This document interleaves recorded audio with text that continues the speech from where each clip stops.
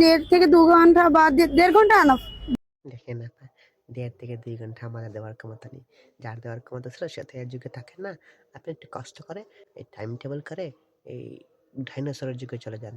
আপনাকে ডাইনোসর দিয়ে করতে হবে, না হলে হবে না। আপনার দরকার ডাইনোসর যে লাগাতার মারতে থাকবে, মারতে থাকবে। এমনিতে তো আপনার মারতে, মারতে গোয়াটা সমুদ্র হয়ে গেছে। বুঝতে পারছেন? যে হিসাবে আপনার বেগুনটা আছে, ওই হিসাবে মনে করুন বারমুডা ট্রায়াঙ্গলে ৩-৪টা ডাইনোসর একেবারে ঢুকে যাবে। তাও হবে না।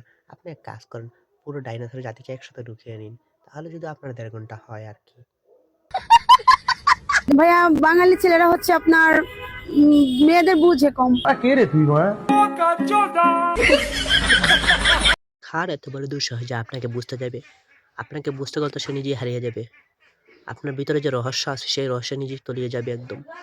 তো আপনাকে বুঝার ক্ষমতা সবার নেই। ওরা হচ্ছে মেয়েদের হ্যাপি করতে পারে না, আনহ্যাপি রাখে। কি করে আপনাকে হ্যাপি করবে বলেন তো? আপনাকে হ্যাপি করার সামর্থ্য কি সবার আছে? পুকুরটাকে যে লেভেলে সমুদ্র বানিয়েছেন, ওটা তো সমুদ্র না, ওটা তো বারমুডা ট্রায়াঙ্গল হয়ে গেছে। অনেক বাঙালি ছেলে আছে তারা ২-৩ ঘন্টার উঠতে পারে সময় দিতে। আমার মনে হয় না। মনে হবে কিভাবে?